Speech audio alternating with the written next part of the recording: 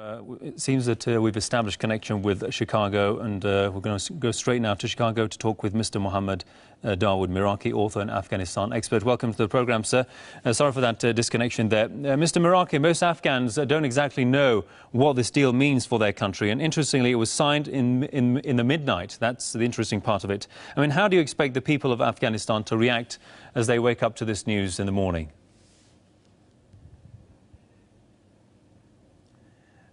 Well, it's ironic, it's amusing, and it's a classic symbol of how a thief operates. To me, I think what Barack Obama did, he came as a thief in the middle of the night and imposed through his puppet in Kabul an indignity on the Afghan people.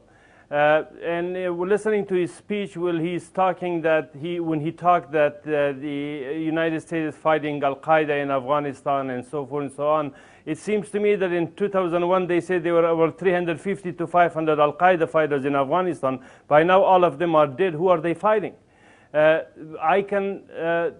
Similar to what Barack Obama promised throughout his campaign before becoming president, that he would close the Guantanamo Bay prison, he will end the war in Iraq and Afghanistan, and then instead he became the most pro-war president, and he has been a compulsive liar. And the individuals in Kabul, the Hamid Karzai and his cabinet, these are national traitors. They have sold Afghanistan, they have sold the dignity of Afghanistan, and what they have done is they have simply left a really dark and ugly mark in Afghan history. And for them to say that they will stay in Afghanistan and the insurgency will end, I'll tell them good luck. Nothing will end. The insurgency will accelerate, and that will put an end to the United States occupation in Afghanistan. Indeed. Well, Mr. Miraki, I mean, you were the one who told PressTV earlier that Americans used depleted uranium in Afghanistan. Do you think that they will get away with it, or do you think justice will be served?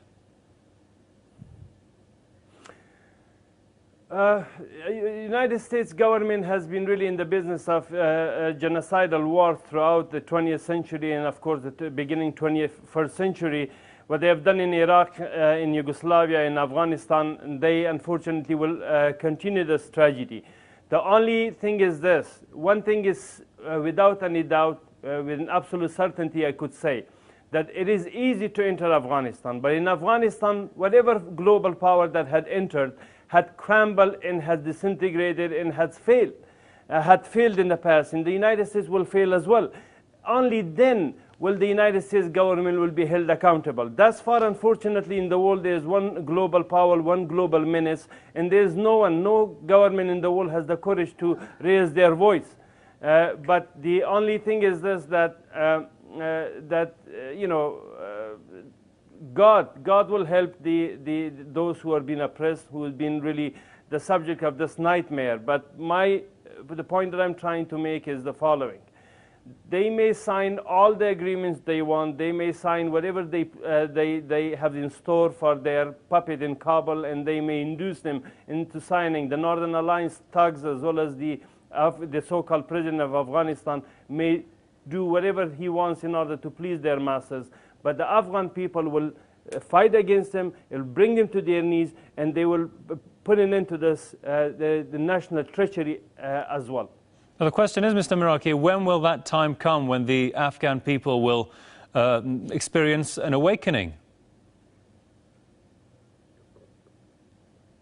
Well, the Afghan people has already experienced awakening. You know, if you look at the NGO security organization, the organization that usually forecasts the security in Afghanistan, in 2001, the United States controlled entire Afghanistan from one border to another throughout the country. In 2012, the United States barely controlled 30% of the country. The insurgents operate and carry out operations at will. You know, in past week or week and a half, you have witnessed in Kabul, for 18 hours, the insurgents have brought the entire NATO and their puppet regime to their knees. and they could not operate the entire, not only in Kabul but in 5 provinces. There has been, similar to the Vietnam Tet Offensive, and had been carried out, and similar operations been carried out all over Afghanistan. So the people of Afghanistan have woken up, and the people of Afghanistan are awake, and the people of Afghanistan are continuing the struggle, and this they will continue until they succeed and defeat this menace in Afghanistan. All right, we'll leave it there for the time being. Many thanks to Mohammed Daud Miraki, author and Afghanistan expert, talking to us from Chicago. Thanks for your time there, sir.